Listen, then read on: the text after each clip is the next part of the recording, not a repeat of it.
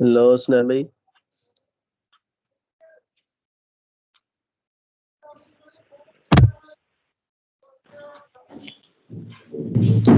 वालेकुम अस्सलाम। कैसा सन भैया?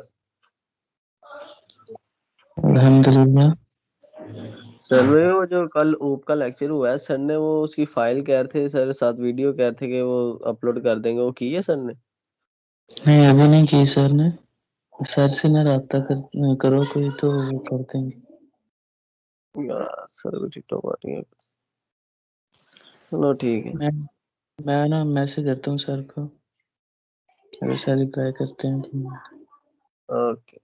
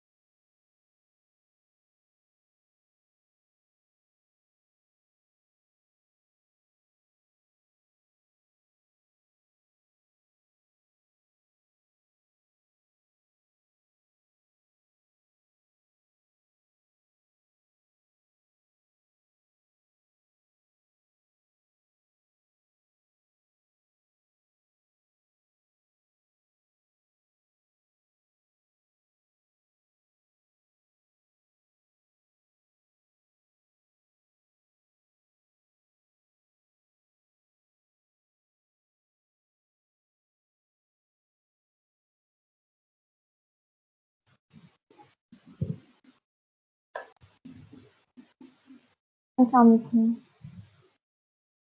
कैसे आप सब हैं? कैसे हैं? जी, वालेकुम सलाम जी मैम, अल्हम्दुलिल्लाह ठीक हूँ।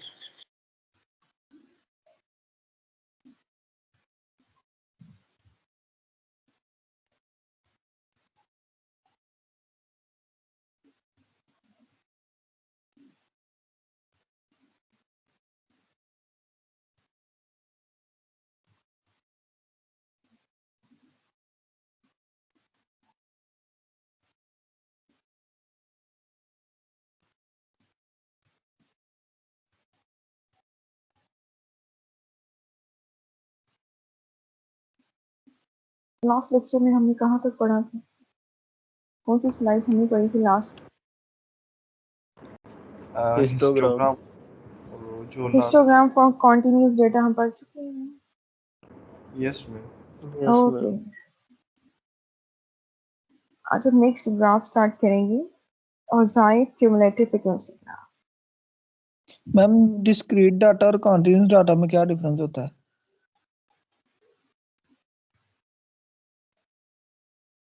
इन discrete data you have accountable numbers, वो वाले नंबर जिनको आप काउंट कर सकते हैं वो आपके पास डिस्क्रीट डाटा है। कंटिन्यूस डेटा वो होते हैं जिसको आप काउंट नहीं कर सकते, वो कॉन्टिन्यूसली चल रहा होता है। लाइक आप किसी भी डेटा को अगर रिप्रेजेंट करते हैं, आप रिप्रेजेंट करते हैं in the form of a interval. For example हमारे पास एक नंबर है 2.333 एंड सो ऑन। अब ये 2.33 एंड सो ऑन हमें नहीं पता ये इसका डेसिमल प्लेस कहाँ तक जाएगा। जब हम इसको सेट कर देते हैं in a form of range, interval की बेस पे हम इसे सेट कर देते हैं। जो हमारे पास इंटरवल के फॉर्म में डेटा आता है वो हमारे पास डेटा होता है कंटिन्यूस। वो डेटा जो हमारे पास एग्जैक्टली नंबर होता है, 1 is an exactly number, 5 is an exactly number, 10 is exactly number. These are the exactly numbers. जो हमारे पास डेटा में एग्जैक्ट नंबर्स आ जाएंगे वो हमारे पास होता है डिस्क्रीट डेटा, जिसको आप काउंट कर सकते हैं। Like number of rooms in a house, number of rooms in a house इसको आप काउंट कर सकते हैं। एंड क्योंकि ये एक तरफ से स्टॉप हो गई, जो चीज रुक जाती है वो आपके पास डिस्क्रीट होती, काउंट की जाती है। Like age of a person, age of a person is a continuous data, क्योंकि ये चल एज जो है वो इंक्रीज होती है, एज एक जगह पे आकर स्टॉप नहीं होती। आपने प्रेजेंट देखना ना, अलाइव के फॉर्म में देखना आपने कि एज आपकी हमेशा जो है वो इंक्रीज होती है। तो as is a continuous data. And जो मैं अभी आपको पहली एग्जांपल दी वो आपके पास डिस्क्रीट डेटा थी। कंटिन्यूस और डिस्क्रीट डेटा हमने जी मैम आप कह रहे हैं कि एज जो होती है वो कंटिन्यूस होती है, तो अगर ठीक है वो समझ आ गया, आप बताएं। ओके जी, अभी मैंने लास्ट लेक्चर में आपको बताया था histogram for discrete and the continuous data. Discrete data में आपके पास एग्जैक्ट वैल्यूज थी एक्स की, लाइक 0 1 2 3 एंड सो ऑन। ये आपके पास जो डाटा आ जाएगा एक्स वैल्यूज की फॉर्म में वो आपके पास डिस्क्रीट डाटा होगा। वो डाटा जो आपके पास इंटरवल्स की फॉर्म में होगा, like class interval, class boundaries, these are the continuous data. ये देखिए, ये जो एग्जांपल है हमारे पास 1.9, ये 1.9 में आपके पास हिट्स और गेम का पहला कॉलम है और इसमें एग्जैक्ट नंबर बता दीजिए कि गेम 0, गेम 1, 2 एंड 3 है। This is the discrete data. Next देखते हैं।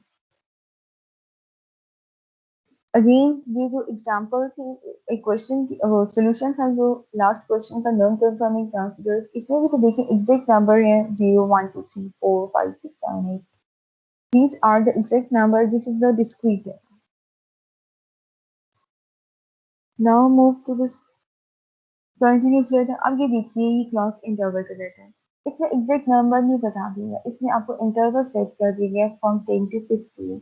10 to 15 मीन्स इसके अंदर डेसिमल प्लेस के भी नंबर है, like 11.555 and so on, 16.1 and so on, sorry 16 14.1 and so on. ये जो मैंने 11.2 जी मैम आप अपने स्लाइड को मूव कर रही हैं? यस, और ये कंस्ट्रक्ट हिस्टोग्राम वाली स्लाइड है। मैम यहाँ पर मूव नहीं हो रही, यहाँ पर एक ही स्लाइड आपके स्टक हुई है। नो मैम, क्या मूव सब कर। एक्चुअली में वो सबके पास मूव हो गई है, आपके पास स्टक हो गई है। 2 मिनट वेट कर लेती हूँ मैं। देखिए कंस्ट्रक्ट हिस्टोग्राम की स्लाइड है जी, चेक कीजिए आपके पास ये स्लाइड आ गई है। No ma'am. ये फिर आपकी तरफ से इंटरनेट इशू होगा।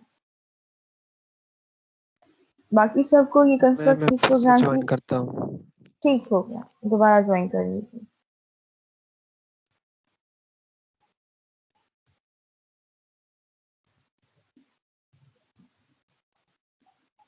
ओके जी, ये जो हमारे पास एग्जांपल है क्लास इंटरवल के, इसमें 10 to 15, 15 to 20, this is an example of continuous data.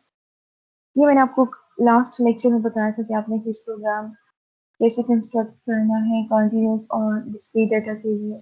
फिर आपको मैंने हिस्टोग्राम शेप्स के बारे में बताया था कि डाटा जो है वो अगर आपकी लेफ्ट टेल पे चला जाए तो आपके पास स्क्यूड लेफ्ट है, अगर आपका मेजोरिटी डेटा जो है वो राइट टेल पे चला जाए तो आपके पास स्क्यूड राइट है। और अगर सिमेट्रिक डेटा तब होगा कि मिडिल आपकी जो बार है वो हमेशा बड़ी होती है, वो आपके पास सेंटर पॉइंट होती है, उसकी लेफ्ट और जो राइट जो वेरीज है वो इक्वल होती है। आप देखिए कि लेफ्ट टेल और राइट टेल में जो बार्स है वो तकरीबन तकरीबन सेम है, ये आपके पास सिमेट्रिक डेटा है। क्वेश्चन नंबर 27 मैंने दिया था प्रैक्टिस करने के लिए, आप लोगों ने प्रैक्टिस की है इस क्वेश्चन की? Yes ma'am. Okay, any problem? इसमें मैंने ये सोल्यूशन भी दिया था साथ, लेकिन जो हिस्टोग्राम है ये मैंने पहले ही बता दिया था। ये हिस्टोग्राम मैंने किसी और क्वेश्चन का कॉपी पेस्ट कर दिया था बाय मिस्टेक। हिस्टोग्राम अब आप लोगों ने खुद पढ़ना है। Excuse me ma'am ma'am. इसमें एक था ये इशू, ये जो सबसे पहले वाली फ्रीक्वेंसी लिखी हुई है ये 9 है, 10 नहीं है यहाँ पे। एग्जैक्टली 9 है, ये बाय मिस्टेक मैंने 10 लिख दी है, काउंट करके ये डिस्कस कर चुकी हूँ मैं, ये 9 ही है। Excuse me ma'am. Yes ma'am इसका जो ये प्रोपोर्शन वाला पार्ट है ना, इसमें जो number of observation less than 100 है वो 28 नहीं है?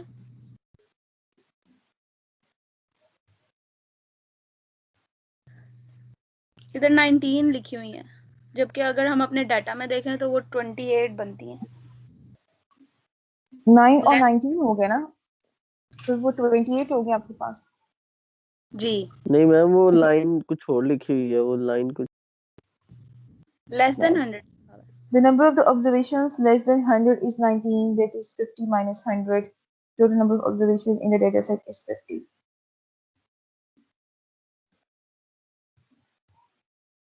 Less than 100 और frequency. ठीक है, ये 28 है। Okay, thank you. 28 है, आप इसको 28 कर सकते हैं।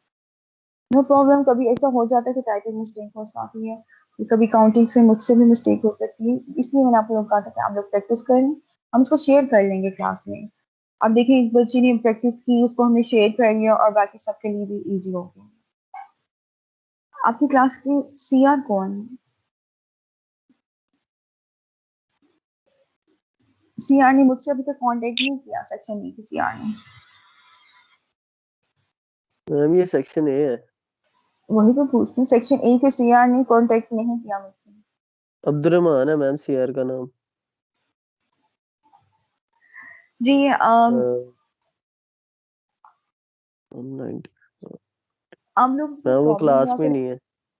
वो मुझे लगता है लास्ट क्लास में भी नहीं थी। आई थिंक सो, वो तो क्लास अटेंड ही नहीं कर रहे। चलिए नेक्स्ट आ जाते हैं हम लोग। अब जो हमारा एक्चुअली में जो हमारा गोल 3 के ग्राफ्स हैं, वो उसमें 4 ग्राफ्स हैं। There are 4 graphs in our goal 2 sorry. उसमें हमारे पास है summary, histogram, mosaic and box and whisker plot.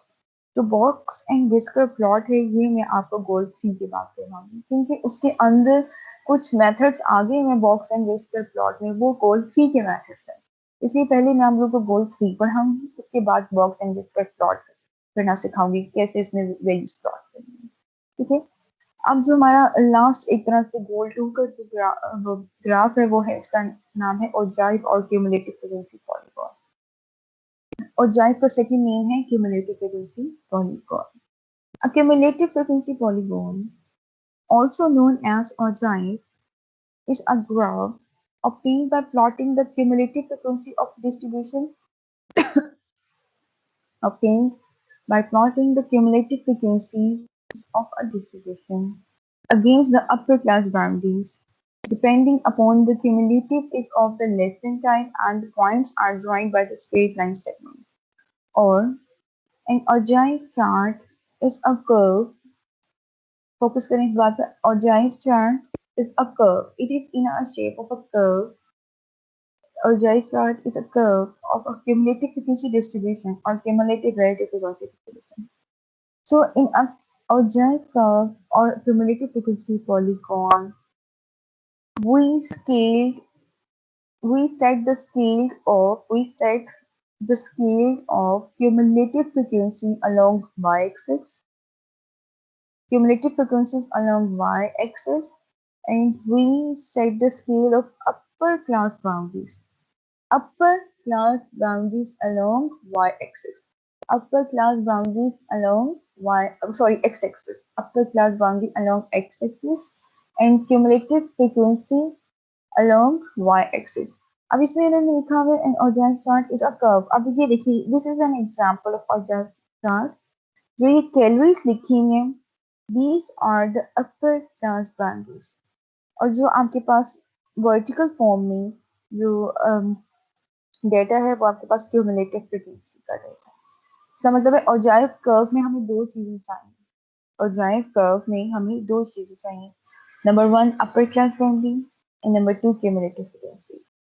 अब यहाँ पे देखिए ये शेप जो है वो कर्व शेप में बन गई, एक तरफ से सीधा ऊपर जाते जाते टर्न हो गया, फिर उसमें कर्व शेप स्टार्ट होगी उसकी। तो ये देखिए जो ogive चार्ट है वो कर्व के फॉर्म में होता है, और आपके पास यहाँ पे लिखा हुआ है points are joined by straight line. इसका मतलब है कि आप क्यूमुलेटिव फ्रीक्वेंसी को शो करते हैं बाय डॉट्स, और फिर उन डॉट्स को आप ज्वाइन कर देते हैं by using a straight line. Okay, this is an example. अब हम इसके कुछ स्टेप्स देख लेते हैं, हाउ टू ड्रॉ लेसन और ogive graph. Draw and mark the horizontal and vertical axis. First step हमारा क्या होता है कोई भी ग्राफ बनाने का? We draw and mark the horizontal and vertical axis. Then we take the cumulative frequencies along the y-axis, vertical form, and the upper class limits. It's not upper class limit, it's upper class boundaries. यहाँ पे मैंने limits लिख दिया, but type करते हैं these are the upper class boundaries on the x-axis. Against each upper class boundary, plot the cumulative frequency. So in ogive curve, we have two main columns, cumulative frequencies and upper class boundaries. Connect the points with a continuous curve. Now you have to connect your points with a straight line. Okay. मैं अब आप लोगों को करवाती हूँ white board पर एक example के थ्रू। उससे पहले आप लोग मुझे कोई बता सकता है कि क्यूमुलेटिव का मतलब क्या होता है? वैसे नॉर्मली जनरली आप मुझे इसका मीनिंग बता दीजिए कि what is the meaning of cumulative. शायद आप लोगों ने सुना हो CGPA मीन क्यूमुलेटिव जीपीए। जी, क्यूमुलेटिव के बारे में किसी को पता है? वैसे जनरली कहीं सुना ही होगा। मैम सम होता है शायद।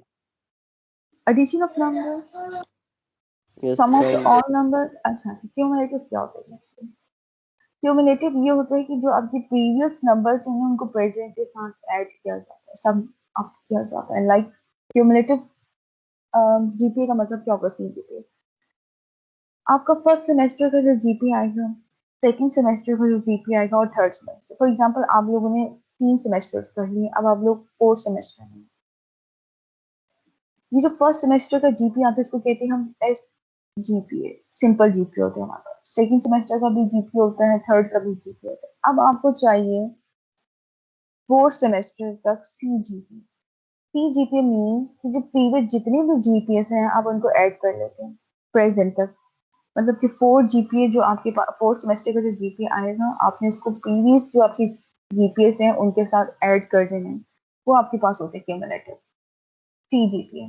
ठीक है, cumulative is the sum of all the numbers, sum of number, आपके प्रेजेंट नंबर को सम किया जाता है आपके प्रीवियस नंबर के साथ।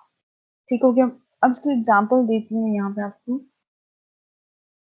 आपके पास जो ओरिजिनल डाटा आएगा ना क्वेश्चन में, वो होगा क्लास बाउंड्रीज का डाटा और फ्रीक्वेंसी का डाटा होगा। ठीक है, like this class boundary is 5 to 10. For example, this is an example, 10 to 15, 15 to 20 with the same bit size, and 20 to 25. Oh,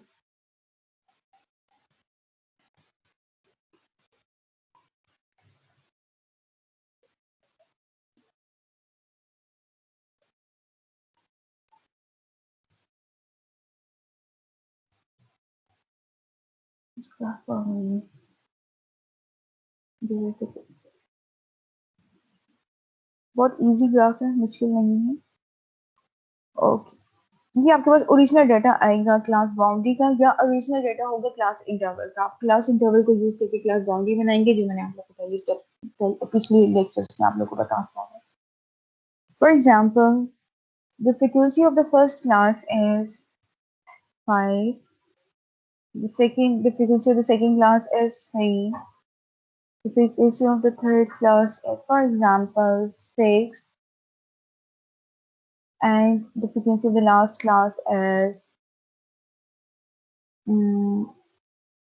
2.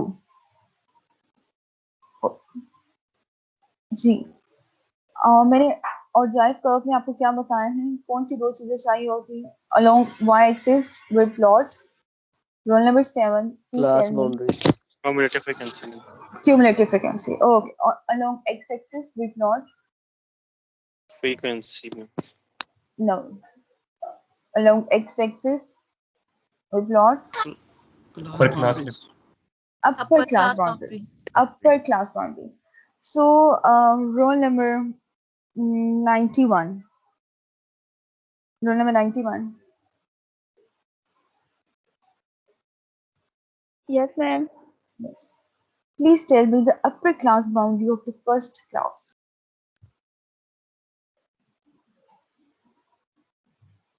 What is the upper class boundary of the first class?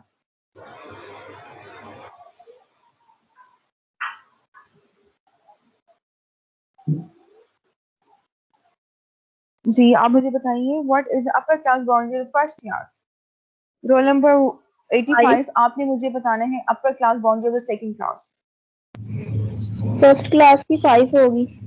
गलत, second class की बताएं क्या है।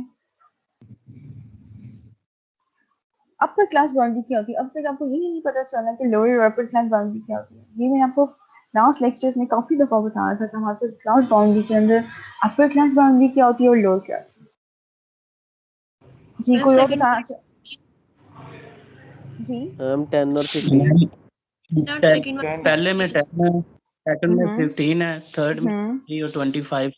exactly, ये upper these class are the boundaries. upper class boundaries. Yes, roll number 1 and 2 is right. 10, 15, 20 and 25 are the upper class boundaries. 5, 10, 15, 20 are the lower class boundaries. ये मैंने आप लोगों को पहले ही बताया था कि लोअर अपर क्लास बाउंड्री क्या होती है। इसका मतलब है कि हम सबसे पहले अपर क्लास बाउंड्री को देखेंगे, उसके बाद हम चेक करेंगे अपनी वाई एक्सिस पे। आप लोगों ने मुझे कुछ बताया कि हम क्यूमुलेटिव फ्रीक्वेंसी प्लॉट करते हैं। क्यूमुलेटिव फ्रीक्वेंसी अब हम कैसे कैलकुलेट करेंगे? जी, कोई बताना चाहेंगे क्यूमुलेटिव फ्रीक्वेंसी हम कैसे कैलकुलेट करें? हमारे पास फ्रीक्वेंसीज पड़ी हुई है 5 3 6 2, इन सबको ऐड कर देंगे तो क्यूमुलेटिव फ्रीक्वेंसी आ जाएगी। कैसे ऐड करेंगे, कैसे स्टार्ट करेंगे? फर्स्ट क्लास की क्यूमुलेटिव फ्रीक्वेंसी क्या होगी? What is the cumulative frequency of first class? हम फर्स्ट क्लास को 0 में ऐड कर देंगे, फिर सेकंड को 3 और 5 में ऐड, ऐसे यानी कि एग्जैक्टली, यस, उसके बिल्कुल, प्रीवियस जो होंगे उनमें ऐड करते जाएंगे। और इसी लाइक तरह दिस, जब थर्ड में 6 3 और 5 को ऐड कर देंगे और लास्ट पे 2 एग्जैक्टली, 6 3 और 5। एग्जैक्टली, बिल्कुल 112 रोल नंबर बिल्कुल ठीक बताया। सबसे पहली जो क्लास फ्रीक्वेंसी क्यूमुलेटिव फ्रीक्वेंसी होगी आपके फर्स्ट क्लास की, वो 5 है, ठीक है, क्योंकि पीछे तो कोई भी नंबर नहीं है, जीरो ही होगा ना पीछे।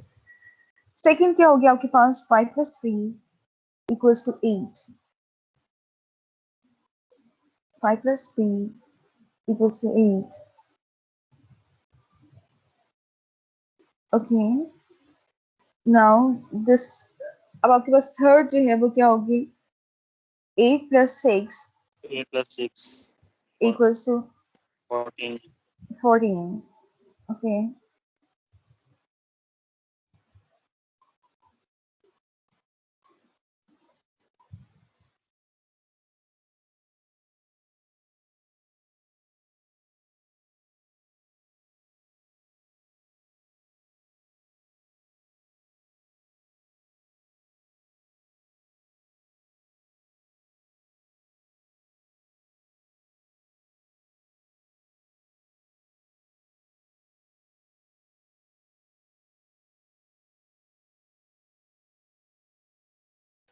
Okay, 5 + 6, 8 + 6 = 14, 14 + 2 = 16. So this is the cumulative frequency of your data. Is it clear for all? सबको समझ आ रही है cumulative frequency हमने कैसे फाइंड किया है?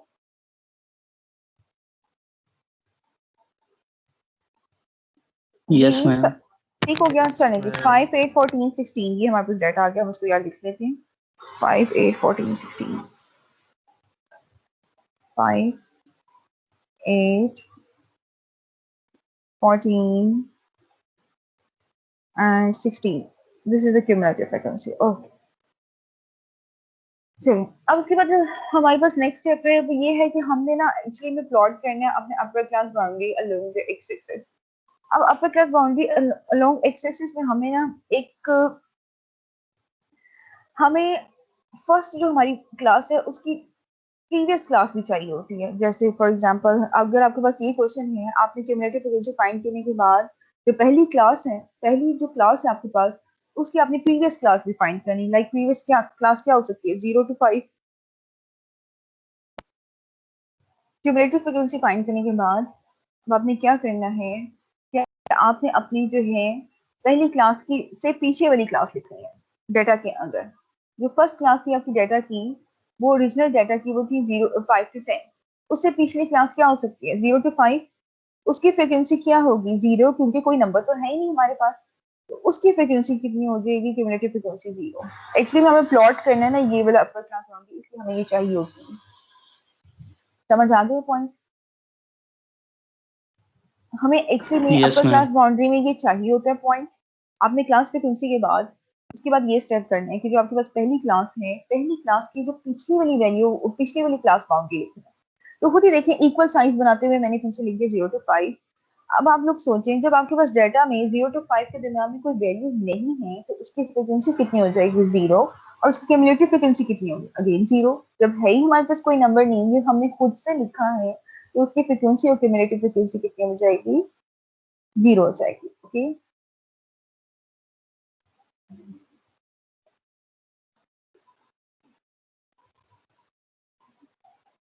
ये मैम, ये ग्राफ में स्टार्टिंग पॉइंट लेने के लिए करते हैं हम एग्जैक्टली कि हमने जी जी बिल्कुल स्टार्टिंग पॉइंट लेने के लिए हमने ये पॉइंट जो है ना ऐड किया है, ये स्टेप ऐड किया है। ठीक है, अभी हम देखते हैं, क्योंकि हमें 0 चाहिए ना एक्चुअली में।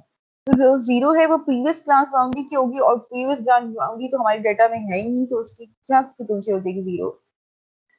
आप लोगों ने इसको इस तरह से करना है, ऊपर आपने लिख मैम दिया y एक्सिस। जी जी मैम लेट्स सपोज कि 0 to 5 ये भी अपर क्लास, ये भी बाउंड्रीज में शामिल होता है क्लास बाउंड्री में, तो फिर इससे प्रीवियस क्या लेते हैं हम, -5 से 0? नो, माइनस आते ही हम लेके ही नहीं आते, माइनस मैं लेके ही नहीं आऊंगी। तो क्लास बाउंड्री जो है वो फिर माइनस तक नहीं लेके आते। इसकी फिर प्रीवियस नहीं देखेंगे मैम? ऐसा डाटा दूंगी ही नहीं आप लोग को। नहीं मैम, लेट्स सपोज अगर आ जाता है, अगर आ जाता है तो पीछे क्या होगी, पीछे 0 to 5 तो पीछे 0 ही होगी बाउंड्री, वो 0 ही होगी। Okay ma'am. फिर आप 0 ही लेंगे, आप नेगेटिव नहीं ना ले सकते, मतलब आप 0 तक स्टॉप कर देंगे तो फिर 0 बाउंड्री होगी, तो 0 की क्या होगी, फिर फ्रीक्वेंसी 0 होगी और उसकी क्यूमुलेटिव फ्रीक्वेंसी भी 0 हो जाएगी। ठीक है। और मैम अगर ये बाउंड्री स्टार्ट हो रही हो 10 से 15 तक, तो फिर हम प्रीवियस कौन सी लेंगे, 5 to 10 लेंगे या नो और उसके यहाँ प्रीवियस तक लेंगे? स्टॉप? एग्जैक्टली। यहाँ तक स्टॉप? अगर ये देखिए फॉर एग्जांपल आपने मुझसे कहा कि मैम हमारा यहाँ से स्टार्ट हो रहा है 10 to 15 से, राइट जी? क्या रोल नंबर जी? 82 रोल नंबर। आपने मुझे कहा है कि मैम 10 to 15 से हमारा क्वेश्चन स्टार्ट हो रहा है। ओके, 10 to 15 के दरमियान में जितना साइज है ना 5 का, उतना ही आपने प्रीवियस का साइज का ले लेना। क्यों? क्योंकि हमें एक्चुअली में ये जो 15 से स्टार्ट हो रही है ना अपर क्लास बाउंड्री, हमें ये 10 चाहिए था। हमें एक्चुअली में ये चाहिए था, इसके बेस पे हम लोगों ने प्रीवियस वाली लिखी है बाउंड्री, क्योंकि हमें 0 पॉइंट से स्टार्ट करना है। अब क्लियर होगी बात? तो फिर आप प्रीवियस वैल्यू क्या लेंगे, आप मुझे ये बताइए। आप previous class 5 to exact 5 to 10। लेकिन जी पूछिए। लेकिन आप ये भी तो कह रही हैं कि 0 तक हम जाएंगे, क्या 0 तक इसी कंडीशन में 5 नहीं, अगर स्टार्टिंग 5 10 है तो 0 फ्रीक्वेंसी में जाना है, 0 फ्रीक्वेंसी में जाना है। तो देखिए ना जरा 10 to 15 से स्टार्ट हो रहा है, तो 5 to 10 आपने खुद लिखा, तो 5 to 10 की फ्रीक्वेंसी कितनी हो जाएगी? 0 हो जाएगी। Okay ma'am, okay. इसकी चलिए इस तरह से एग्जांपल ले लेती हूँ। क्वेश्चन स्टार्ट हो रहा है 20 to 30। चलें अब आप मुझे बताइएगा, ठीक है? आपका पॉइंट और क्लियर हो जाएगा। ये 20 to 30 इसकी ना फॉर एग्जांपल फ्रीक्वेंसी 8 है, एग्जांपल 30 to 40। अब आप मुझे बताइए कि इसकी प्रीवियस क्लास क्या होगी? 10 to 20 क्योंकि हमें एक्चुअली प्रीवियस अपर क्लास बाउंड्री चाहिए थी। 10 to 20 हो गई और उसकी फ्रीक्वेंसी कितनी हो जाएगी? फ्रीक्वेंसी 0 हो जाएगी। 0, क्योंकि कोई नंबर ही नहीं था हमारे डाटा में। जो हमारी लोअर क्लास बाउंड्री है वो हमने अपर क्लास में लेकर आनी है, जो फर्स्ट की हमारी ओरिजिनल की लोअर क्लास बाउंड्री है। एग्जैक्टली। एक्चुअली हमें पता क्या चाहिए था, हमें ना असल में ये डाटा होता है, इस तरह से डाटा होता है। कहीं आपने शायद देखा होगा नेट पे भी या आपके क्वेश्चन में ये इस तरह ऑप्शन दी जाती है कि अपर क्लास बाउंड्री ऐसे लेनी है आपने, मींस के 20 से स्टार्ट करनी है, 30 और 40। मैंने हम लोग के लिए इजीएस्ट वे बना दिया कि अब हम लोग कहेंगे मैम 20 भी तो लोअर क्लास है तो हम 20 को लेंगे। मैंने इसलिए प्रीवियस वाली बनाई कि 10 से 20 आपने लिया और ये 20 भी हमने शामिल कर लिया। 20 हमने इसलिए शामिल किया क्योंकि हमारे पास जो फ्रीक्वेंसी है वो 0 से स्टार्ट होती है। एक हमने स्टार्टिंग पॉइंट बनाना था अपने फ्रीक्वेंसी का, इसलिए हमने इसको 10 to 20 बनाया। और जब हमारे पास डेटा में 10 to 20 है ही नहीं तो उसकी फ्रीक्वेंसी कितनी हो जाएगी? 0, और क्यूमुलेटिव फ्रीक्वेंसी कितनी? 0 हो जाएगी। उम्मीद है कि अब ये पॉइंट क्लियर हो गया होगा आप सबको। अगर हमारे पास क्यूमुलेटिव फ्रीक्वेंसी पहले से 0 आएगी फिर बाउंड्री नहीं लेनी पड़ेगी प्रीवियस। सॉरी समझ नहीं आई। पहले बाउंड्री अगर 0 आएगी क्यूमुलेटिव फ्रीक्वेंसी, हाँ जी, तो पीछे आप 0 ही लिख दें,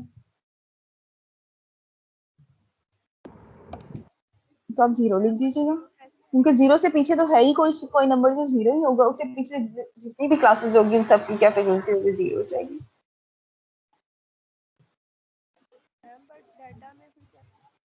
आवाज नहीं आ रही आपकी। डाटा में फ्रीक्वेंसी कैसे 0? बिल्कुल भी आवाज नहीं आ रही कि बाकियों को आवाज आ रही है? बहुत दूर से आपकी आवाज आ रही है। मैम मैं ये बोल रही हूँ कि फ्रीक्वेंसी 0 कैसे आ सकती है? किसकी 0 आ सकती है? मतलब वैल्यू कोई ना कोई तो होगी ना, फ्रीक्वेंसी जो हमें डाटा दिया होगा उसकी कोई ना कोई तो स्टार्टिंग फ्रीक्वेंसी हो सकता है कि मैंने आपको ऐसा डाटा दे दिया, ये ही देख लें, ये ओरिजिनल डाटा आपके पास जो अभी मैंने लिखा है ना। फॉर एग्जांपल ये ओरिजिनल डाटा है 0 to 5 और उसकी फ्रीक्वेंसी 0, मींस के मैंने ही आपको class boundary they the 0 to 5, लेकिन डाटा के अंदर 0 to 5 के दरमियान में कोई वैल्यू ही नहीं थी, तो इसलिए मैंने इसकी फ्रीक्वेंसी बना दी है 0। ठीक है, अब आपने पीछे चाहिए तो पीछे क्लास बाउंड्री क्या होगी 0 और उसकी पीछे फ्रीक्वेंसी कितनी हो जाएगी 0।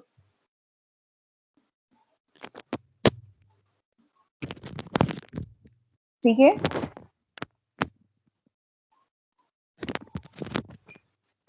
Okay ji.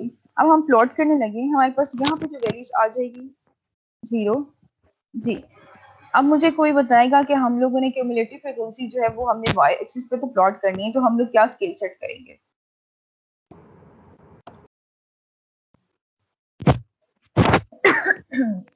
5 0 to 5 5 to 10 0 5 10 ऐसे 5 के गैप से मैम 20 तक कर लें या हाँ 20 तक कर लें बस।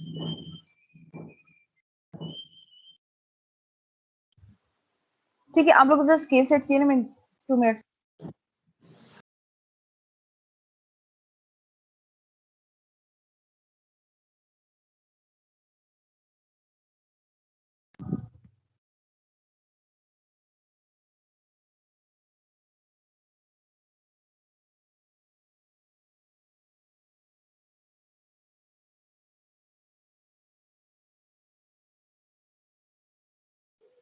जी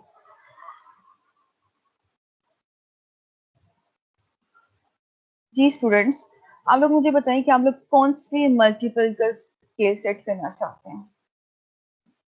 मैम 0 5 10 15 एंड 20 तक। अच्छा, आप इसका स्केल सेट करना चाह रहे हैं 0 5 8 14 16 को। अब ठीक हो गया, चलिए आप ऐसे करें 0 2 4 6 7 8 10 12 14 16। ठीक है, एक चीज मैं आपको बता दूं, अगर आपके पास ज्यादा स्पेस है ना पेज पे तो आप स्केल छोटा बना सकते हैं, लाइक 2 4 6 8। लेकिन अगर आपने देखा कि आपके पास इतना ज्यादा स्पेस नहीं है तब आप थोड़ा सा बड़ा स्केल बना लें, लाइक 5 10 15 एंड 20। अब मेरे पास यहाँ पे स्पेस है, मैं एक तरह से इसको चलिए मैं ऐसा करती हूँ कि मैं 4 का मल्टीपल बना लेती हूँ। 4 8, जिन्होंने 5 का कहा है वो 5 के साथ भी कर सकते हैं, नो प्रॉब्लम। जिन्होंने 2 के साथ कहा है वो 2 के साथ भी बना सकते हैं। 4 8 12 एंड 16 ये आ गए मेरे पास, 4 का स्केल बना लिया मैंने।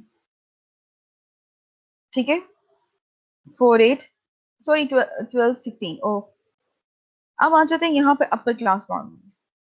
अपर क्लास बाउंड्री हमारे पास ये है 5 10 15। This is the upper class boundaries 5 10 15 20 and 25। ये आपने प्लॉट कर लेना 5 10 15 20 and 21।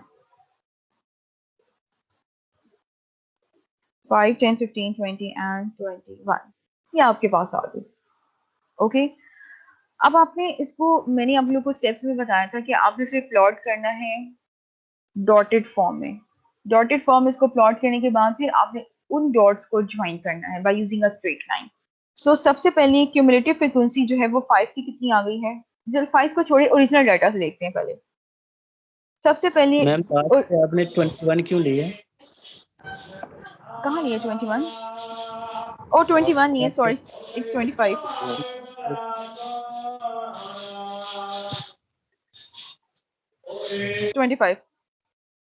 It's 25 ओके जी। वो मैंने 20 की बजाय से 21 ही लिख दिया फ्लो में जी। आप मुझे बताएंगे जो ओरिजिनल डाटा था आपके पास जिसकी अपर क्लास बाउंड्री 10 थी, तो 10 की क्यूमुलेटिव फ्रीक्वेंसी पहले कितनी है? What is the cumulative frequency of the upper class boundary 10? 5 है 5। तो 5 देखें कहाँ आ सकता है, 5 आ सकता है यहाँ पे 5 4 5 इस तरह आ सकता है, यहाँ पे 6 यहाँ पे आ सकता है और 7 यहाँ आ सकता है। तो स्केल ऐसा बन सकता है। ये मेरा स्केल Yes. का Yes, बना ma'am. नहीं है, यस मैम। आप लोग खुद ही देख लीजिएगा इसका, क्योंकि मेरा तो एग्जैक्टली वैल्यू ये व्हाइट बोर्ड पे बनाना बहुत मुश्किल है। तो फिर भी सेट कर देती हूँ, ये हो गया और ये हो गया, ठीक है। ये हो गया आपके पास 4 5 5 जो है वो यहाँ पे आ गया इस पॉइंट पे, तो आपके पास जो है वो 10 अपर क्लास बाउंड्री पे यहाँ पे आ गया डॉट, दिस इज डॉट, ठीक है, क्लियर है जी स्टूडेंट्स, क्लियर है? Yes, yes ma'am. Yes ma'am. Okay Yes, जी, ma'am. 15 पे कितनी है वो क्यूमुलेटिव फ्रीक्वेंसी? 3. 8 है ma'am. 8 not frequency, it's cumulative 8 है। फ्रीक्वेंसी, 8 है, तो 8 पे यहाँ पे आ जाएगा। ओके जी, 20 पे बताइए जल्दी जल्दी। 14 है। 14 है, तो 14 कहाँ आ सकता है? 12 14 13, 12 और 14 ये 13 12 हो और गया, 6 ये 14 हो गया, ये 15 हो गया। इसका मतलब है कि 12 और 16 के दरमियान में 14 आ जाएगा, राइट? वो यहाँ पे मैंने प्लॉट कर दिया, आप लोग स्केल से बना लीजिएगा और यहाँ प्लॉट कर लीजिएगा। इसके पीछे बहुत शोर आ रहा है। 163 म्यूट कीजिए अपने माइक को।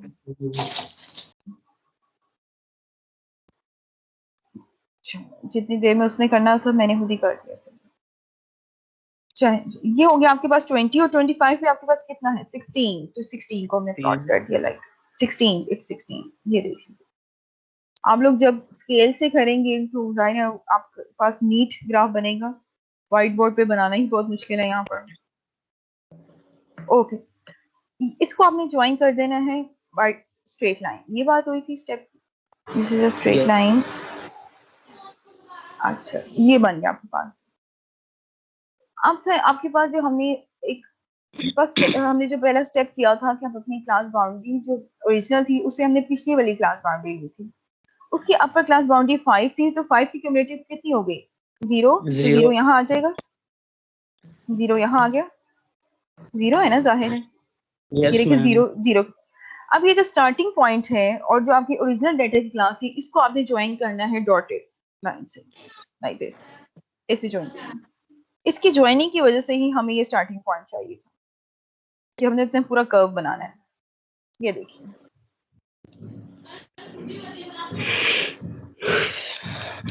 ठीक है, यस मैम। ठीक हो गया। अब देखिए आपके पास ये तो 5 है जी, 5 के ऊपर क्लास बाउंड्री जो है वो 0 ही है क्यूमुलेटिव फ्रीक्वेंसी, तो ये देखिए 0 है ना, ये पॉइंट 0 है ना, तो 0 के यहाँ पे इधर 0 ही आएगा ना, ये देखिए। Okay ma'am. तो 0 के सामने 5 पे हम बाउंड्री थी, तो उसके यहाँ पे मैंने एग्जैक्टली कोई नंबर था ही नहीं, सिर्फ 0 पे प्लॉट कर दिया, डॉट बना दिया, ठीक है, क्लियर हो गया? Yes ma'am. अब ये देखिए आपने यहाँ से डॉट बना दिया। अब ये जो आपके पास लास्ट है ना, अब जो आपके पास लास्ट बाउंड्री अपर क्यूमुलेटिव फ्रीक्वेंसी आएगी, उसको आपने ज्वाइन कर देना है लास्ट अपर बाउंड्री के साथ। जो लास्ट क्यूमुलेटिव फ्रीक्वेंसी है, मैं रिपीट कर रही हूँ, जो लास्ट क्यूमुलेटिव फ्रीक्वेंसी है आपने उसको ज्वाइन करना है with your last upper boundary, like this, by dotted line, this one, this one,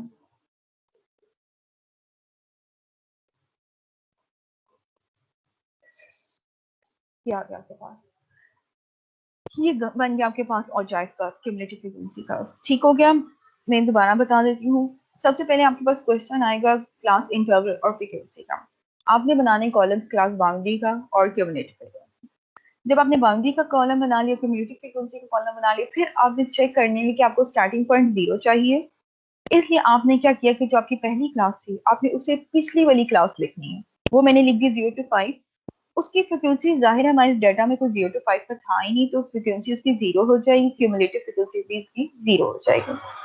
अब आपने प्लॉट करना है अपने ऑब्जेक्ट कर्व, एक्स एक्सिस पे हम हमेशा लेते हैं, जो आप स्केल लेंगे ना वो आपने लिखना भी है। एक्स एक्सिस पे हमने लिया है अपर क्लास बाउंड्री UCB में अपर क्लास बाउंड्री, और यहाँ पे अपने वाई एक्सिस पे क्या लेना है, CF क्यूमुलेटिव फ्रीक्वेंसी। 0 पॉइंट से स्टार्ट होगा। स्केल आप अपनी मर्जी सेट कर लें। अगर आपके पास जगह है तो आप 2 के साथ सेट कर लें, 2 4 6 8 10 12 14 16 एंड 20 ये 18, जहां तक आप स्केल सेट करना चाह रहे हैं। फिर आपने क्या किया कि आपने ओरिजिनल डाटा से डॉट्स बनाने शुरू किए और उस ओरिजिनल डाटा को आपने ज्वाइन कर दिया bye using a straight line. Original data के डॉट्स को आपने ज्वाइन कर दिया bye using a straight line. फिर आपने जो स्टार्टिंग पॉइंट बनाया उस स्टार्टिंग पॉइंट को आपने जब ज्वाइन करना है, you have to join by using a dotted line. Then last one is जो आपके पास लास्ट क्लास क्यूमुलेटिव फ्रीक्वेंसी आई थी, ये इंक्रीजिंग हो गया ट्रेंड, तो लास्ट क्यूमुलेटिव फ्रीक्वेंसी आई थी उसको आपने ज्वाइन करना है with your upper last upper class word. फिर आपने इसको टाइटल दे देना है। टाइटल आपके पास क्या है? और जाए, ठीक है। ये प्रॉपर ग्राफ इस तरह से बनाया जाता है। ये और जाए आ गया। अब आपने जो टाइटल बनाना है वो अपने अपने y और x एक्सिस के अंदर आना चाहिए, लाइक दिस। जी जी पूछिए। हम ये कह सकते हैं कि जो इसकी स्टार्टिंग कम्युलेटिव फ्रीक्वेंसी होगी उसको लोअर बाउंड्री के साथ, लोअर क्लास बाउंड्री के साथ अटैच किया और जो लास्ट होगी उसको अपर क्लास बाउंड्री के साथ। एग्जैक्टली यही बात है। जो आपके पास स्टार्टिंग पॉइंट था, लाइक दिस पहली फ्रीक्वेंसी क्यूमुलेटिव फ्रीक्वेंसी थी, उसको आपने ज्वाइन कर लिया फर्स्ट बाउंड्री के साथ बाय डॉटेड लाइन, और जो लास्ट आपके पास क्यूमुलेटिव फ्रीक्वेंसी थी उसको आपने ज्वाइन कर लिया लास्ट अपर बाउंड्री के साथ डॉटेड लाइन के फॉर्म में। जी अब क्लियर है? होपफुली अब क्लियर हो गया होगा आप सबको। ठीक है चलिए, अब ये थी एक छोटी सी एग्जांपल। अब हम लोग क्वेश्चन देख लेते हैं। कुछ मैंने सॉल्व किए, कुछ मैं आपको क्वेश्चन एक दो क्वेश्चन दे दूंगी फॉर प्रैक्टिस। अब हम जाते हैं अपनी स्लाइड पे।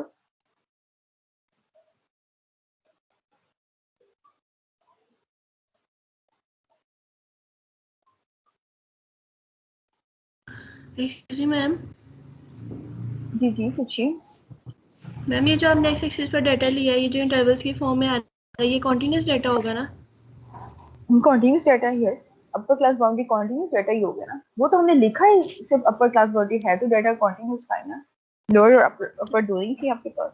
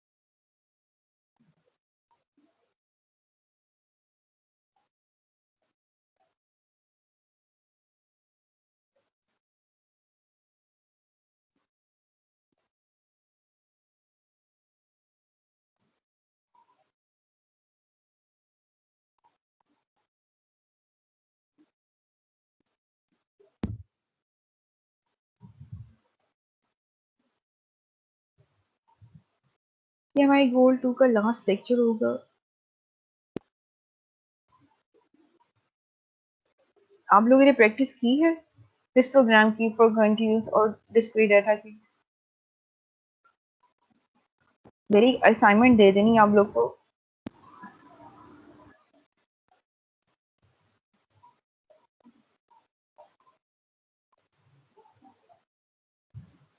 देखिए आप लोगों ने प्रैक्टिस की है मैडम। ये प्रैक्टिस की है। ओके चले। ये थी आपके पास एग्जांपल और जाइब कर्व की। जी ये हमने स्लाइड कर ली हाउ टू ड्रॉ। अब ये एग्जांपल देखते हैं। ये एक छोटी सी एग्जांपल है जिसमें आपके पास इंटरवल्स गिवन है, इंटरवल और फ्रीक्वेंसी। आपने क्या करने की सबसे पहले आपने क्लास बाउंड्री बनाना है। क्लास बाउंड्री का जो मेथड है वो मैंने आप लोग को बताया ऑलरेडी। मैम कौन सी स्लाइड बना रहे हैं? ये नेक्स्ट स्लाइड है। क्या आप सबको विजिबल नहीं हो रही? मैम 26 तक यही है। 38 स्लाइड है। टू रिप्रेजेंट के ऊपर ना क्लिक करें ये सारे टू प्रेजेंट रिप्रेजेंटर उसके ऊपर क्लिक करेंगे आ जाएगी खुद ब खुद ही। कहाँ पे लिखा हुआ है टू रिप्रेजेंट? मैम ये मैम ये तो दिख स्टूडेंट्स रहा में है। ये सब के साथ आ रहा था, सेंटर में लिखा आ जाता है टू रिप्रेजेंटर, तो उस पर क्लिक करें तो फिर अकॉर्डिंग मेरे पास ऑप्शन नहीं आ रही। मैम वो हमारे तो पास आएगी, प्रेजेंटर है, आपके पास नहीं आएगी। हमारे पास आएगी है। मैम। चले हम लोग अब देखिए स्लाइड नंबर 38 है, नहीं आई आपके पास? ये जिनके पास नहीं है वो खुद मूव कर लेना 38 स्लाइड्स पे। 38 हाँ स्लाइड पे आप भैया लोग खुद ही मूव कर लीजिए जी।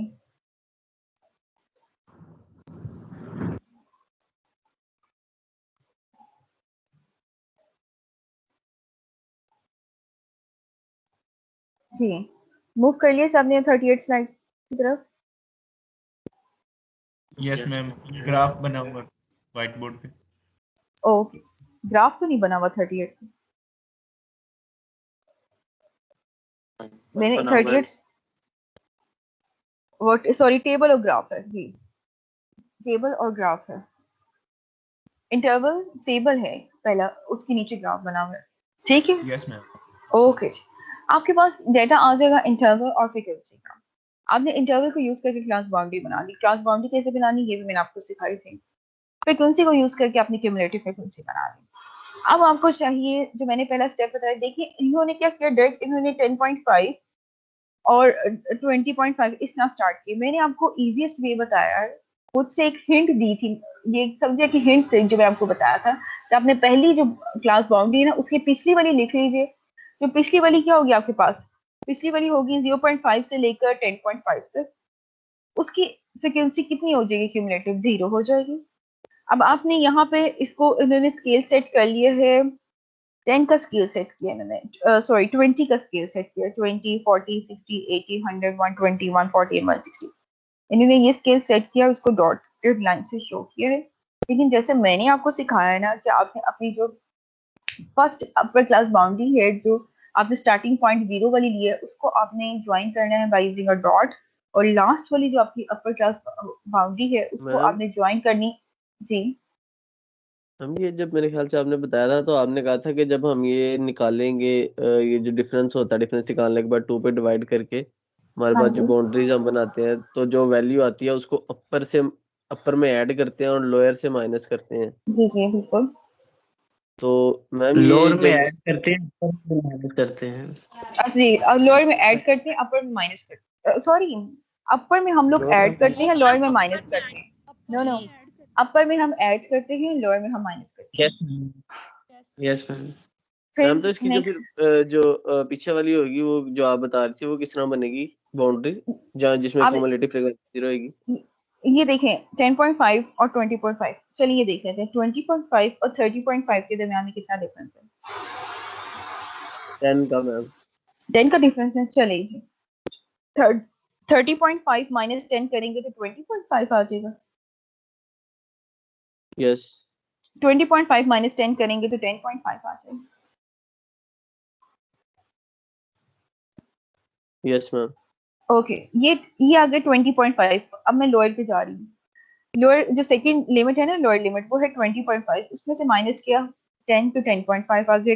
10.5 में से माइनस करूंगी 10 तो 0.5 आ जाएगा, तो 0.5 टू 10.5। ओके मैम, थैंक ठीक यू। हो गया, चलिए ये आपने यहाँ से प्लॉट कर लिया। जैसे मैंने आपको मैंने इसकी पहले एग्जांपल दे दी थी, एक्चुअली मैंने ये किसी बुक से ये एग्जांपल कॉपी पेस्ट की है, लेकिन आप लोगों को जो मैंने पहले व्हाइट बोर्ड पर बता दी ना कि आपने डॉटेड लाइन से शो करनी है जो पहली क्लास बाउंड्री को, और जो लास्ट वाली क्लास बाउंड्री लेनी है आपने अपर क्लास बाउंड्री, उसको आपने लास्ट क्यूमुलेटिव फ्रीक्वेंसी के साथ जो ज्वाइन करना है वो डॉटेड लाइन से ज्वाइन करना है। उस तरह से आपने ग्राफ बनाना है। बाकी graph as it is same है कि आपके पास 20.5 पे कितना था डेटा, 23 का था, वो डॉट लगा दिया। 30.5 पे आपके पास 66 का डेटा था, इन डॉट्स के बाद आपने इनको ज्वाइन कर दिया बाय यूजिंग अ लाइन, और आपके पास आ गया। ठीक, मैम ये 10.5 से 20.5 तक डॉटेड लाइन है ना? जी जी 10.5 से लेकर 20.5 तक आपने डॉटेड लाइन बनानी है। ठीक, यस मैम। ओके, ये आपके पास एग्जांपल आ गई है, ये सॉल्व हो गया है। एक और एग्जांपल मैंने दे दी है, इसकी आप प्रैक्टिस कर लीजिएगा। ये डाटा IQ का जो आपके पास डाटा है ये क्लास इंटरवल का है कि बाउंड्री का है? जी 175 के अलावा कोई और बताएंगे आप? मैम क्लास बाउंड्री का है। क्लास बाउंड्री का डाटा। ओके क्लास 175 इसलिए मैंने आपको भी मना किया क्योंकि आप काफी कॉन्ट्रीब्यूट करते हैं, लेकिन बाकी को भी जरा थोड़ा चांस मिलना चाहिए। सर ये तो क्लास इंटरवल 67 क्लास इंटरवल है, जो क्लास इंटरवल कह रहे हैं वो मुझे बता दे, हो सकता है क्लास इंटरवल हो। जी क्लास इंटरवल कैसे है? मैम अगर इसका क्लास ये क्लास बाउंड्री होता तो नहीं ये क्लास बाउंड्री है, ठीक है 70 देख लीजिए एक दफा। मैम ये बाउंड्री है, क्लास बाउंड्री है मैम। जी क्लास बाउंड्री जी 115 ये क्या है? यस मैम वो मैंने ओके क्लास बाउंड्री है, ठीक हो गया। साथ फ्रीक्वेंसी आ गई। अब आपके पास सबसे पहला स्टेप क्या है? क्लास बाउंड्री पे आप फ्रीक्वेंसी पे आप क्यूमुलेटिव फ्रीक्वेंसी फाइंड करेंगे। उस क्यूमुलेटिव फ्रीक्वेंसी ये देखिए इन्होंने एरो बना दिया, लेकिन मैंने आपको एरो नहीं, मैंने आपको बता दिया कि 60 से 70 से पिछले वाली वैल्यू क्या होगी। जी बताइए। रोल नंबर 124 124 रोल नंबर 50 से 60 50 से 60 हो जाएगा। ओके उसकी क्यूमुलेटिव फ्रीक्वेंसी कितनी हो जाएगी? 124 बताइए आप। मैम 0 हो जाएगी। 0 हो जाएगी। ओके जी 0 के हिसाब से हो जाएगा। फिर आपने ये देख लेना है कि हमारे पास जो है वो क्यूमुलेटिव फ्रीक्वेंसी कैसे फाइंड करना है। फर्स्ट 2 थी, फिर 2 + 5 7 7 + 12 19 19 + 31 50 एंड सो ऑन। ये उन्होंने बना दिया कर्व। ठीक हो गया। ये उन्होंने फ्री हैंड कर्व बनाया एंड पे, लेकिन आपने ऐसे नहीं बनाया जैसे मैंने आपको बताया, आपने वैसे ड्रॉ करना है, क्योंकि मैंने एक ही मेथड बताना है सबको। अगर ऐसा हो जाएगा कि मैं डिफरेंट मेथड बताऊंगी तो आप लोग भी कंफ्यूज हो जाएंगे कौन सा मेथड अप्लाई करना है। क्यूमुलेटिव फ्रीक्वेंसी का जो तरीका मैंने आपको डॉटेड लाइन में बताया है और जो स्ट्रेट लाइन का वो इस तरह से आपने ड्राइंग करना है। ये जो एंड में उन्होंने कर्व को आगे कर दिया फ्री हैंड, ये इस तरह से नहीं बनाना आपने। ये मैंने जो एग्जांपल कॉपी पेस्ट की थी कि आप लोगों को सिर्फ समझाने के लिए, इसलिए पहले मैंने आप लोग को व्हाइट बोर्ड पर बता दिया था। अब ये हमारी लास्ट स्लाइड है इस गोल की। इससे रिलेटेड क्वेश्चन जो है वो एक सेकेंड में आपको बताती हूँ, आप लोग नोट कर लीजिएगा। Question number 26।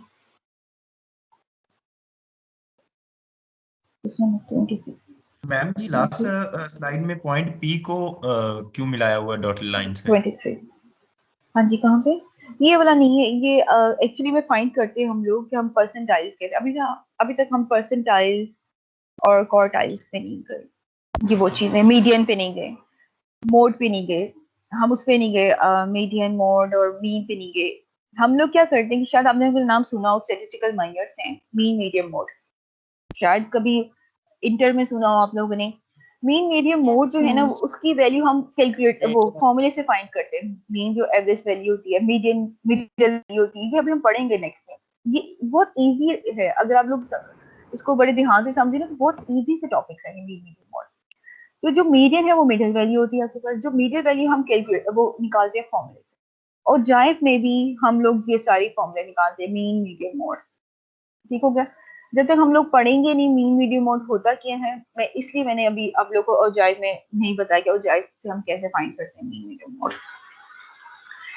साथ साथ चलूंगी, ऐसे नहीं होगा कि पहले मैं आप लोग को औजाइफ में मीन निकालना सिखाऊं तो बाद में आपको बताऊं मीन की डेफिनेशन क्या होती है और मीन का फॉर्मूला क्या होता है। इसलिए पहले मैं आपको बताऊंगी कि मीन की डेफिनेशन क्या होती है, मीन का मेथड क्या होता है, मीन का फॉर्मूला क्या होता है, फिर उसके बाद हम देखेंगे किस बॉक्स एंड विस्कर प्लॉट ही मैंने इसलिए अभी नहीं करवाया क्योंकि उसके अंदर आपको चाहिए होता है मीडियन, उसके अंदर आपको मिनिमम और मैक्सिमम वैल्यू चाहिए। सबसे पहले मैं आपको पढ़ाऊंगी गोल 3 पढ़ाने के बाद मैं आपको बताऊंगी कि आपने बॉक्स एंड विस्कर प्लॉट कैसे बनाना है।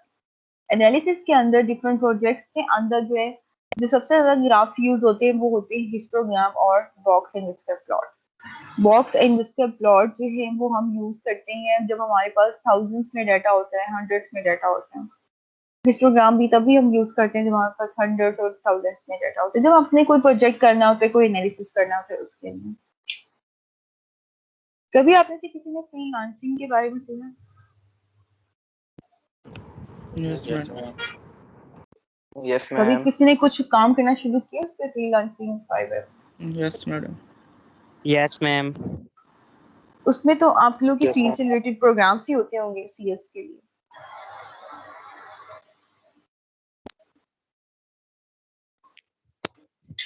आप लोग मेजर फील्ड तो CS ही है ना? Yes yes ma'am. Ma'am. Yes ma'am. अच्छा नहीं, आप लोग की लास्ट स्लाइड थी 41। अब 2 मिनट की मैं आपको ब्रेक दूंगी, उसके बाद नेक्स्ट जो है वो गोल स्टार्ट सिर्फ उसका वो दूंगी, नेक्स्ट गोल का ना मैं आपको इंट्रोडक्शन जस्ट, क्योंकि कल हमने स्टार्ट करना है अपने मीन मीडियन मोड में। ये तो ये मीन मीडियन मोड मेजर्स क्या है, बस ये मैंने बताना है, इनकी डेफिनेशंस वगैरह कल बताऊंगी। 2 मिनट्स की ब्रेक दे देती हूँ आपको, उतनी देर में नेक्स्ट स्लाइड निकालती हूँ, मैम फिर हम स्टार्ट क्या करते हैं। रिलेटेड जी क्वेश्चन आप कौन सा ओ क्वेश्चन जी करना है? यस जी जी, क्वेश्चन नंबर 23 का डाटा लीजिए, क्योंकि आप लोग की ना जो मैंने बुक आपको प्रैक्टिस के लिए बताई है ना, ले एल्जेब्रा, उस बुक में ना ये अलजेब्रा का टॉपिक नहीं है, लेकिन आप लोग की आउटलाइन में है। डिफरेंट बुक्स तो हैं ऑलरेडी, क्योंकि जो अलजेब्रा का कोई वो क्वेश्चन नहीं है, लेकिन मैं उसके लिए तो आपको सिर्फ डाटा ही चाहिए ना। तो डाटा जो है वो प्रैक्टिस करने के लिए जो आज आप प्रैक्टिस कर लीजिए, वो क्वेश्चन नंबर 23 का डाटा पिक कीजिए। Pick the data of question number 23। और वो इजी वे इसलिए है, एक मिनट में देख लेती हूँ, 20 30 30 40 40 नहीं, हम लोग 23 का डाटा ना लीजिए, 23 का डाटा ना लीजिए, मैं आपको बताती हूँ। 26 का डाटा लिया था ना आप लोगों ने हिस्टोग्राम के लिए, मैंने शायद प्रैक्टिस के लिए दिया था। आप लोगों ने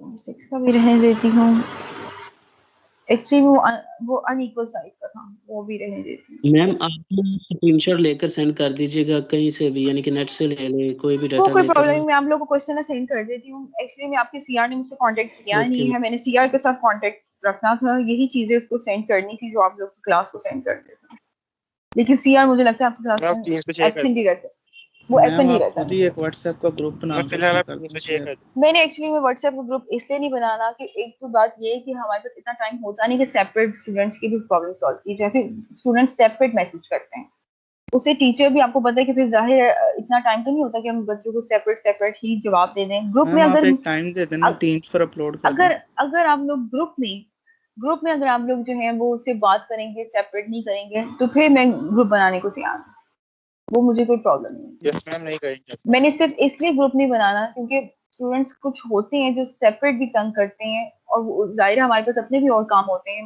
मैं तो नहीं हर टाइम रिप्लाई कर सकती ना। अभी जो मैडम है ठीक मैं है, आप टीम्स पर अपलोड कर दीजिएगा। चले मैं टीम्स पे अपलोड कर दूंगी, मैं कुछ मैं क्वेश्चन बता ले ग्रुप लेकर आप मैसेज नहीं करेगा कोई भी। मैं बता मैं ले टीम्स, ग्रुप व्हाट्सएप का। चलें ठीक है, वो मैं आपको बता दूंगी। मैं अभी अपलोड कर दूंगी टीम्स पर, जब अपलोड हो जाएगा तब आप लोग प्रैक्टिस कर लेना।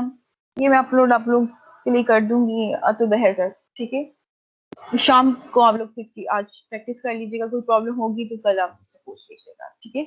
एक्चुअली मैं यहाँ से इसलिए भी नहीं दे रही क्योंकि यहाँ पे ना अनइक्वल साइज का डेटा है, मैंने आप लोग को इक्वल साइज का पढ़ाया हुआ है, ठीक है। चलिए मैम आप ऐसा एक काम करूंगी, कीजिएगा, उससे एक पहले भी जो क्वेश्चन दूंगी, दो टॉपिक्स हमने पढ़े हैं उनके भी कोई एक आधा क्वेश्चन दे दीजिएगा हमें। यही कहने लगी थी मैं एक आपको डेटा दूंगी, कि एक नहीं, एक दूंगी आपको डाटा क्वांटिटीज का, जिसका आप हिस्टोग्राम भी बना लेना और जाइफ भी बना लेना, ठीक हो गया। एक डाटा मैं दे दूंगी आपको डिस्क्रीट डाटा का, जिसका आप हिस्टोग्राम बना लेंगे। एक डाटा मैं आपको सिंपल सा दे दूंगी जिसका आप वो स्टेमल लीफ बना लीजिएगा, जस्ट फॉर द प्रैक्टिस। और जिसको कोई प्रॉब्लम होगा वो क्लास में शेयर कर ले, हम लोग क्लास में डिस्कस कर लेंगे। एक बच्चे की प्रॉब्लम से ये होता है कि जब हम क्लास में डिस्कस करते हैं तो बाकी सबके भी माइंड में वो चीज आ जाती है कि वाकई में ये प्रॉब्लम आ सकती है उससे, तो हम लोग शेयर किया करें। चलिए जी, अब हम नेक्स्ट स्लाइड पे चलते हैं। गोल 3,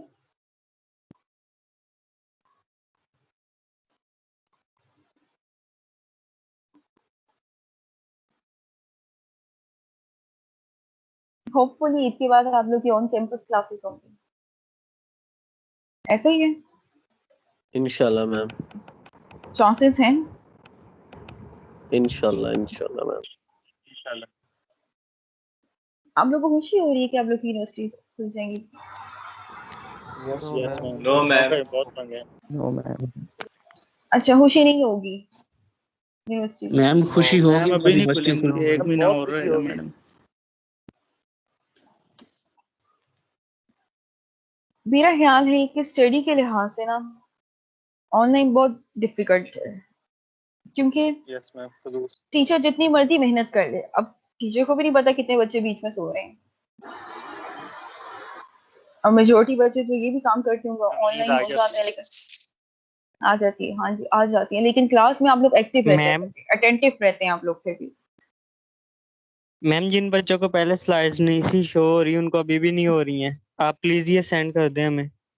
मैंने तो वैसे अपलोड कर देती हूँ क्लास मटेरियल में, मैं फिर कर दूंगी अपलोड, सेंड कर दूंगी क्लास मैम अभी मटेरियल का कर जो देना फिर फोल्डर। हम देख लेंगे। ओके ठीक है, मैम ये वाली मैं जो अभी क्लास आप मैं क्लास के बाद क्लास मटेरियल का जो फोल्डर है उसके अंदर मैं ये सेंड कर दूंगी, ठीक है, दोनों स्लाइड कर दूंगी, गोल 2 भी और गोल 3। ओके, मैम अभी कैसे देखेंगे फिर हम? आप लोग अभी क्यों, अभी शो नहीं हो रहा आप लोगों को? मैंने अपलोड कर तो नो दी मैम इसके अंदर। वही तो कह रहे हो। नो मैम अभी भी नहीं शो हो रहा, इसलिए बोल रहे हैं। ओके अब हुआ है मैम। मैम गोल 3 की कर देती, स्लाइड्स जी हो गोल गया 3 मैम, हो गया। वो तो हो रही है शो। पता है कि कौन से बच्चों को नहीं हो रही शो।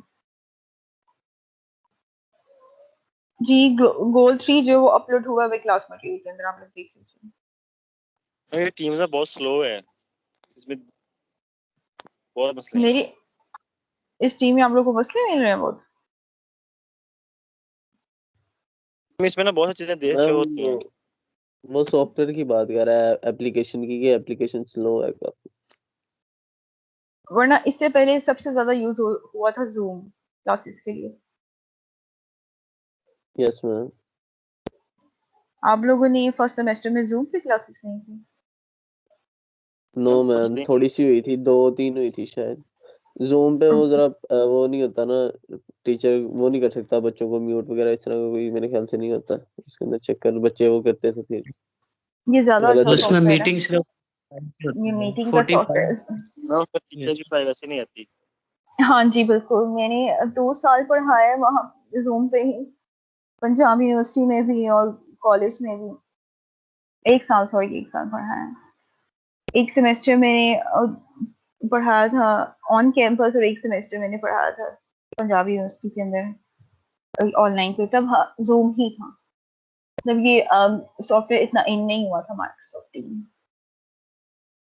तो जूम में यही ज्यादा प्रॉब्लम थी कि 40 मिनट के बाद वो मीटिंग एंड हो जाती थी, दोबारा मीटिंग ज्वाइन करना और फिर बच्चों की अटेंडेंस लेना, कुछ बच्चे दोबारा ज्वाइन ही नहीं करते थे, उनकी अटेंडेंस रह जाती थी। इसमें एक्चुअली ये कि सारी चीजें जो है ना वो साथ साथ अप टू डेट रहती है, आपकी अटेंडेंस भी मार्क हो जाती है और उसके साथ डिटेल भी आ जाती है कि किस टाइम ज्वाइन किया है, किस टाइम आपने लीव किए है, आप क्लास मटेरियल भी इजीली यहाँ पे अपलोड कर सकते हैं। मतलब ये माइक्रोसॉफ्ट टीम जो है वो ज्यादा एडवांस्ड है ये एज फायदा compare to zoom.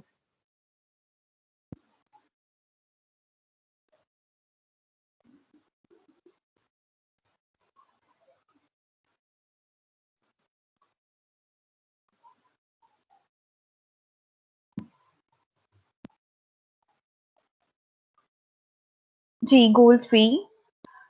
The outline of the goal 3 are the measure of center tendency, and there are 5 measures of center tendency: mean, median, mode, dramatic mean, and harmonic mean. अब हम देखते हैं कि centre tendency क्या होती है। Centre tendency centre value से शायद आप लोग को आइडिया हो गया होगा, सेंटर का मतलब है middle value. We use yes summarize of the data are excellent tools for obtaining preliminary impressions and insights. More formal data analysis often require the calculation and interpretations of the numerical summary measures. With these, from the data, we try to extract several summarizing numbers that might serve to categorize the data set and convey some of its significant features. तो मतलब ये है कि हम अपने कुछ data को जो है वो विजुअल समराइज करते हैं by using a graphical representation. Graphical representation से हम अपने डाटा को एक्सप्लेन करते हैं, लेकिन अनदर वे क्या है कि आप अपने डाटा को एनालाइज करते हैं by using some numerical summary measures. हम डाटा को एनालाइज करते हैं, डाटा को कैलकुलेट करते हैं by using some numerical summary measures. Numerical summary measures mean by using some method, by using some technique. अब हमारे पास लार्ज अमाउंट का डाटा है, वो अगर हम चाहें तो हम उसको ग्राफिकल वे में एक्सप्लेन कर सकते हैं। पहला उसका मेथड ये हो सकता है। सेकंड वे जो उसका पहला वे ये हो सकता है, फर्स्ट वे ये हो सकता है हमारे पास कि हम अपने डाटा को ग्राफिकल वे में एक्सप्लेन कर दें। सेकंड वे ये है कि हम अपने डाटा को किसी मेथड के थ्रू, किसी टेक्निक के थ्रू एक्सप्लेन कर लें, किसी मेजर्स के थ्रू हम लोग उसको एक्सप्लेन कर लें।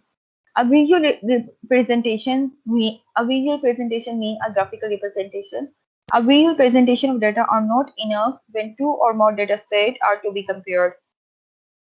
अभी जब मैंने आपको डेटा सेट लिखवाया था क्लास इंटरवल का और फ्रीक्वेंसी का, वो एक सिंगल डेटा सेट था। हो सकता है आपके पास और डेटा सेट आ जाए। A visual presentation of data are not enough when two or more data set are to be compared. जब हमारे पास एक से ज्यादा डेटा सेट हो जाए तब हम उसको कंपेयर नहीं कर सकते, एक ही ग्राफ में प्लॉट नहीं कर सकते एक से ज्यादा डेटा सेट को। A data set can be summarized in a single value. जो data set can be summarise का मतलब क्या होता है? एक डेटा सेट जिसको आप समराइज करते हैं by using some method, by using some measure. जब हम किसी डेटा को एक्सप्लेन करते हैं बाय यूजिंग सम मेजर, उसका मतलब होता है कि हमने डेटा को समराइज कर दिया है इन अ सिंगल वैल्यू। अब बाय यूजिंग सम मेथड का मतलब क्या है? आपकी क्लास में एवरेज एज जो है वो 18 है। फॉर एग्जांपल आपकी क्लास में एवरेज एज जो है वो 18 है। एवरेज एज का मतलब है कि मेजॉरिटी बच्चों की जो हाइट है वो कितनी है? 18 है। तो 18 इज अ सिंगल नंबर। और जो ये एवरेज निकाला है, ये एवरेज निकाला है मैंने किसी मेथड या टेक्निक से। और data set can B summarised in a single value. इसका मतलब ये हुआ कि हमने डेटा को किसी मेजर के थ्रू फाइंड की, एक जो हमने मेजर के थ्रू समराइज किया और समराइज करेंगे हम इन अ सिंगल नंबर की फॉर्म में। लाइक एवरेज एज, आपकी क्लास में एज कितनी होगी? 18, 17, 18.5, 20, 19। अब आपकी पूरी क्लास की जो एवरेज एज है वो सिंगल नंबर होगा 18। सच value usually somewhere in the centre. अब ये जो सिंगल वैल्यू निकली है आपने समराइज करने के बाद, आपने इसको किसी मेजर से फाइंड करने के बाद जो सिंगल वैल्यू निकली है, ये कहाँ पे लाई करती है? सेंटर में लाई करती है, somewhere in the centre and representing the entire data set. तो ये जो सेंटर वैल्यू आई है ना, ये आपके ओवरऑल डेटा सेट को प्रेजेंट कर रही है। लाइक 18, एवरेज 18 का मतलब है कि आपकी क्लास की मेजॉरिटी स्टूडेंट्स की जो एज है वो कितनी है? 18 है। सो अ सिंगल नंबर 18 ने पूरी क्लास को रिप्रेजेंट कर दिया। Is a value at which the data have a tendency to concentrate. वही बात हो गई कि ये जो वैल्यू है इस पे कंसंट्रेट किया गया है कि एवरेज एज जो है वो क्लास की 18 है। The tendency of observation to cluster in the center part of a data set is called center tendency and summary value as a measure of central tendency. अब आपके पास जो एक वैल्यू आ गई वो सेंटर टेंडेंसी है, वो किसी मेथड से आई है, उसको कहते हैं हम measure of central tendency. The measure of central tendency indicates the location are generally known as measure of location of position. Simple सी बात ये है कि सेंटर टेंडेंसी जो है वो किसी भी मेथड की लोकेशन को एक्सप्लेन, किसी भी डेटा की लोकेशन को एक्सप्लेन करता है, इसलिए हम इसको कहते हैं, इसका सेकंड नेम क्या है? measure of location or position. The second name of measure of center tendency is measure of location or position. Simple सी एग्जांपल मैंने आपको एज की दी है 18 की। 18 के इर्द गिर्द सबकी एज आ गई, किसी की एज 17.5, किसी की 17.2, मतलब 17.2 का मतलब 7 years and 2 months, किसी की एज 19, किसी की एज 19.7, किसी की एज 20। ये जो सारी वैल्यूज हैं जिसके इर्द गिर्द लाई कर रही है 18 की। 18 is the average value, is a single number. ठीक, अब हमने पढ़ना है measure सेंटर टेंडेंसी। जैसे लाइक एवरेज का नाम तो आप लोगों ने सुन लिया होगा और पता भी होगा कि मीन क्या होते हैं। मीन मीडियन क्या है? आप अपने डेटा के लिए एक डेटा को समराइज करते हैं by using a method called mean, और मीन क्या है? वो एक सिंगल वैल्यू देता है एवरेज की। So mean is the centre tendency. तो mean is the measure of a centre tendency. Centre tendency का मतलब वही होगा कि सेंटर में एक वैल्यू आ गई जो आपके पास, जिसपे सारा डाटा जो है वो लाई कर रहा है, कंसंट्रेट कर रहा है। जी, कुछ क्लियर हुआ सेंटर टेंडेंसी के बारे में? मैंने काफी लंबी एक्सप्लेनेशन तो दे दी है, अगर स्टूडेंट सो ना रहे हो तो। ठीक हो गया? ओके, यस, ठीक हो।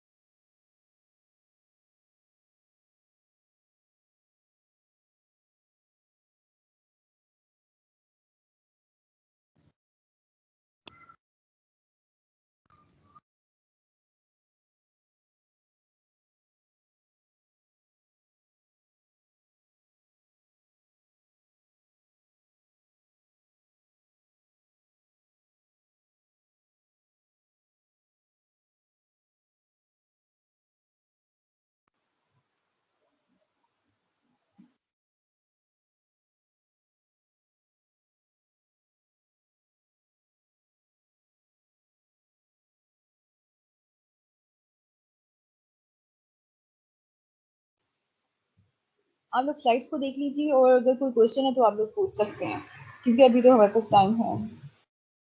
मैम अभी सिर्फ हमने सेंटर टेंडेंसी पढ़ा ना बस। हाँ जी, अब हमें सेंटर टेंडेंसी था, नहीं तो अभी माइग्रेट करवाएं। मैंने सिर्फ ये बताया हम लोगों को सेंटर टेंडेंसी क्या होता है, what are the measures of centre.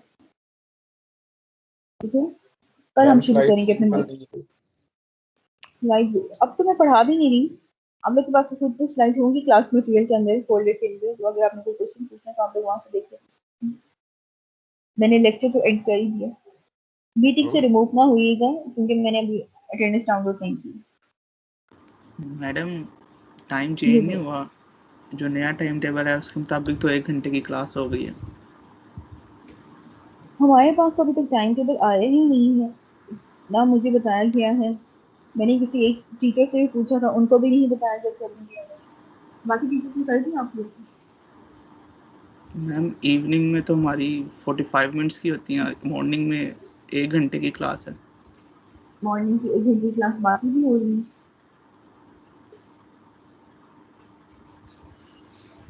बाकी टीचर्स ने भी कर दी है 1 घंटे की क्लास। मैम मॉर्निंग का नहीं मुझे पता, लेकिन इवनिंग में मेरी 45 मिनट्स की हो रही हैं। चले मैं फिर ये देखती हूँ, फिर उसके बाद में आप लोग कल बता दूंगी। ठीक है, कल तो हमारी क्लास कितने बजे है? मैम 8 सुबह बजे है, 8 बजे है बस। ठीक है, फिर कल सुबह बता दूंगी, अगर होगी 1 घंटे की तो 8 to 9 हो जाएगी, नहीं तो 8 to 9:30 हो जाएगी।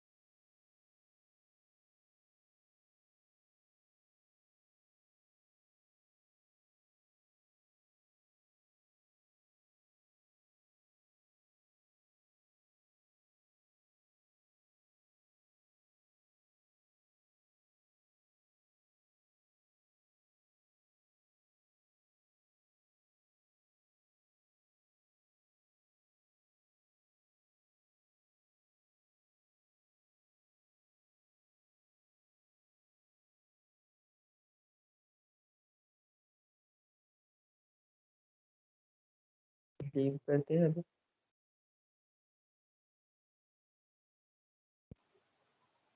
नो 2-3 मिनट्स वेट कर लें, हम लोग अभी लीव मत कीजिए। लेक्चर तो एंड हो गया, हम लोग मीटिंग से भी लीव मत कीजिए। मैम रिकॉर्डिंग भी स्टॉप करते हैं।